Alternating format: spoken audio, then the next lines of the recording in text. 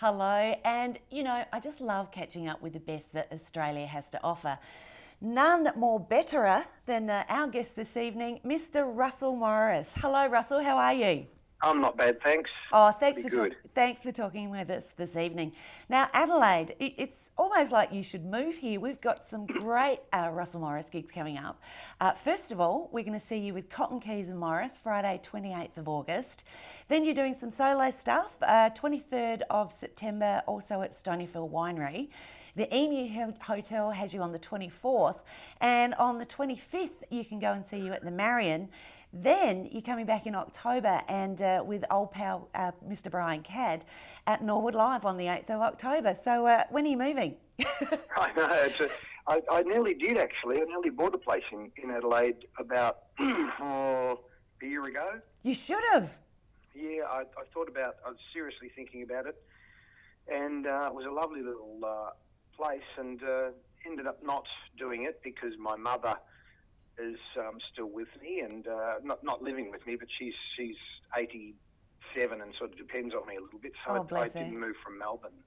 Or maybe she could come too, but never say never, because we like to collect Australian icons here in South Australia. So we've got our Swanee back, and we've got David Gleeson. That's right, Swanee's gone back, yeah, and Graham Bonnet lived there for a while too. He did, and sort of someone from the 90s, what was his name? He had that song Brick. Oh, doesn't matter. Anyway, we're talking Australians now. So you like to sort of still tour around and all that sort of thing, and you don't just do the solo stuff as well. Cotton Keys and Morris, how long have you guys been doing that sort of thing? Well, Daryl and I have been working together probably about 13 years, and originally with Ronnie Burns, and then Jim Keys joined us. And when was the last time you did a gig with those fellas? Sydney. We've just finished a week in Sydney, and we worked up there. So you've probably got it all down pat, haven't you? Yeah, it becomes too pat sometimes. You've got to change it. You've got to mess it up for your own mental state. So do you run on stage and try and upstage each other, or? No, we try to change things. Well, Brian and I try to upstage each other. We try to, well, not upstage each other, but try and make each other laugh. Well, that's the whole fun of the fair with rock and roll and with music. It is there to uplift you and make you feel good. Now, if you don't mind, I just want to talk about a couple of your songs. We've got a bit of a wedding theme going on the show this evening, and I, in a previous lifetime, was a wedding DJ, and the amount of times that I was asked to play Sweet Sweet Love, I couldn't even begin to count. Did you set out to think this is going to be a song that couples are going to hold on to dearly forever, or did it just come from the heart, Russell? I was in England, and I wrote it when I was over in England, and there was a photo on the wall of my girlfriend, and it was freezing cold in England, and I was living in a bedsitter, and she was on the beach in a bikini, and that's how that first verse started. I started writing it to that, and then I didn't think any more of it for a number of weeks, and then I wrote the other section. So it was like two sort of songs tacked together in a way.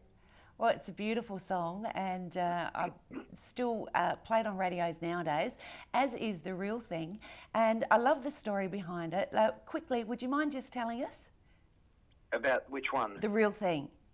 Oh, The Real Thing. Well, originally that was a Johnny Young song, and he came and played it to us, and we thought, oh, gee, this is very similar to another song, but we really loved it.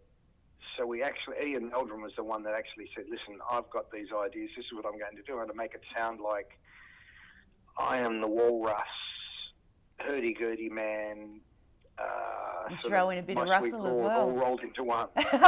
Well, it is a very iconic song, and hopefully you're still playing it when you do your shows. Yeah, still play it, yes. Beautiful. Catch Russell Morris. He's going to be at Stonyfield Winery. He's also going to be at the Emu Hotel, the Marion Hotel, and at Norwood Live. So if you want to catch Russell, sometimes solo, sometimes friends, get in contact with those particular venues, and don't miss out. It will be a fantastic night's entertainment. Thanks, Russell, and good evening. Thank you very much, and good evening to you. And that's entertainment.